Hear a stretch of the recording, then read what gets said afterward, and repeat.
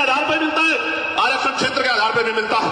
आप जाके देखो जम्मू कश्मीर में आरक्षण क्षेत्र के आधार पर मिलता है, आप जाके देखो हिमाचल में आरक्षण क्षेत्र के आधार पर मिलता है, आप जाके देखो उत्तराखंड में आरक्षण क्षेत्र के आधार पर मिलता है। कौन कहता है जाति के आधार पर मिलता है? आरक्षण उनको मिलता है जो पीछे रह गए हैं, जिनका प्रतिनिधित्व कम है। और इस देश का मैं गारंटी से कहता हूं, कास्ट सेंसस करा के आप लोग डेटा उठा के लाइए, आइए डिबेट कीजिए और बताइए आपकी संख्या कम है। मैं गारंटी देता हूं, मैं चंद्रशेखर आजाद जो लोकसभा का सदस्य है और आजाद समाज पार्टी अभिमान में कार्यकर्ता में वचन दे कहता हूं, अगर किसी विभाग में आपका आरक्षण कम हुआ, चाहे वो विधानसभा हो या लोकसभा हो या कोई भी विभाग हो, अगर आपका आरक्षण आपका प्रतिशत कम हुआ, मैं वचन देकर कहता हूं कि दलित पिछड़ों की लड़ाई को पीछे छोड़ के पहले आपकी लड़ाई लड़ने का काम करेंगे। इस बात का मैं आपको विश्वास दिलाता हूं। मैं संविधान को मानने वाला व्यक्ति हूं, न्यायप्रिय व्यक्ति हूं, इसलिए आपसे कह रहा हूं, तो मगर सच का सामना तो करना ही पड़ेगा।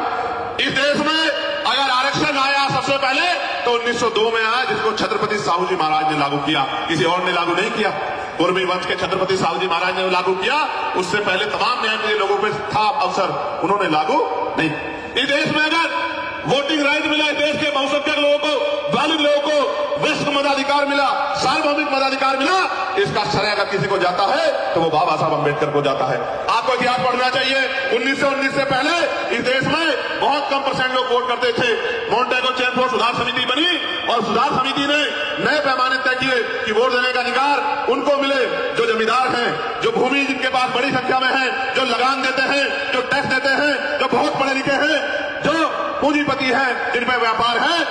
आप इतिहास उठा के देखो, जिनको ने आंख ही या जिनको अपने अधिकारों का पता ही संविधान के आने के बाद लगा है, उनकी संख्या कितनी रही होगी, आप इस बात को महसूस करके देखो। तो इसलिए मैं कह रहा हूं कि कुछ भी मांगने से नहीं मिला है।